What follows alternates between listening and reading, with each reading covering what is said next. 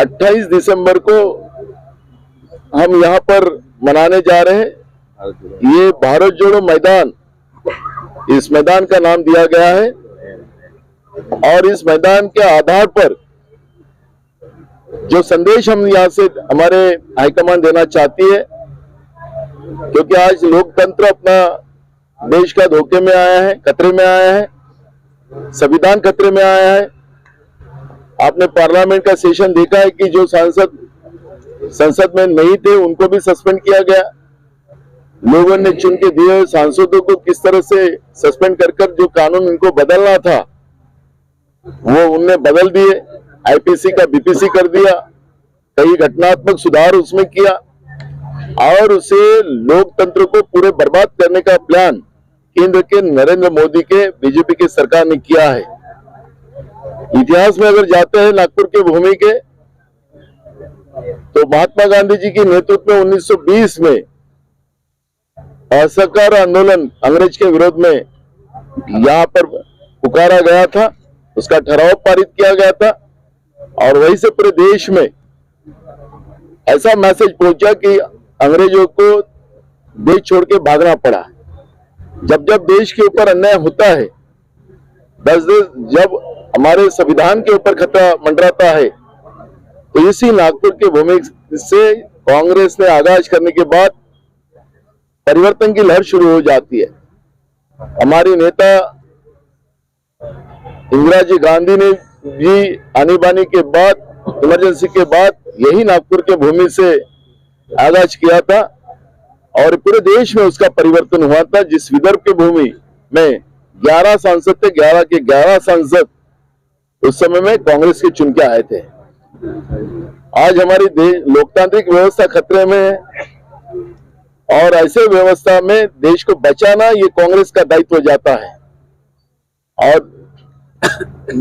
यहाँ पर कल हमारे सभी शीर्ष नेता, हमारे राष्ट्रीय अध्यक्ष मल्लिकार्जुन खड़गे जी, हमारी नेता सोनिया जी, हमारे नेता राहुल जी, हमारी नेता प्रियंका जी और देश भर से हमारे मुख्यमंत्री जी, कहीं हमारे पीसीसी के अध्यक्ष और पूरी कांग्रेस कल यहाँ पर इकट्ठा होगी और यहाँ से पूरे देश में परिवर्तन का संदेश देने का शंकानंद यहाँ से होगा और पूरी देश की जनता कांग्रेस के साथ खड़ी होगी, ऐसा हमारा विश्वास है। राहुल गांधी जी यात्रा कधी बस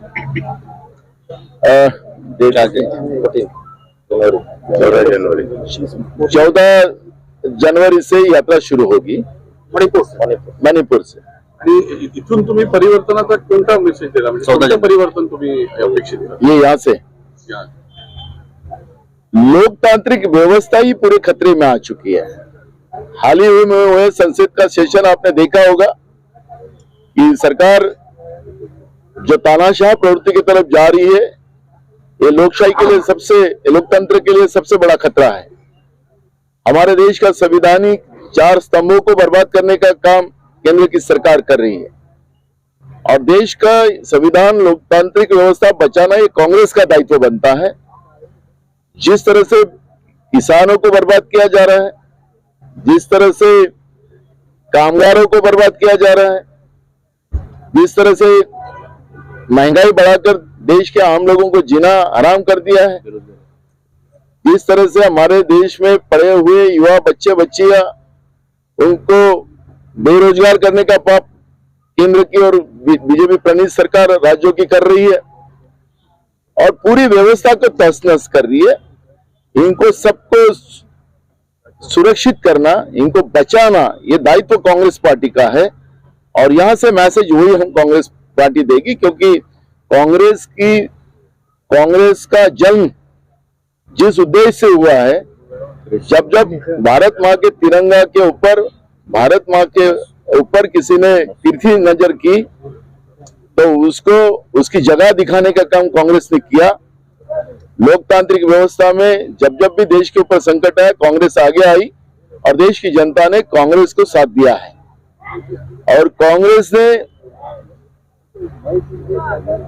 60 साल के उनके पूरे कार्यकाल में इस देश को महासत्ताक बनाने का काम किया, लेकिन गए 10 साल में देश को बर्बाद करने का काम बीजेपी की केंद्र की नरेंद्र मोदी सरकार कर रही है। ये पूरे देश की जनता को पता चल चुका है और इसलिए इस सब व्यवस्था को बचाना यह कांग्रेस का दायित्व जाता है और यहां से वही आगाज होगा और लोगों को एक विश्वास दिलाया जाएगा। ये नकली गारंटी नरेंद्र मोदी की नहीं, असली कांग्रेस की गारंटी यहां से दी जाएगी। कितने लोग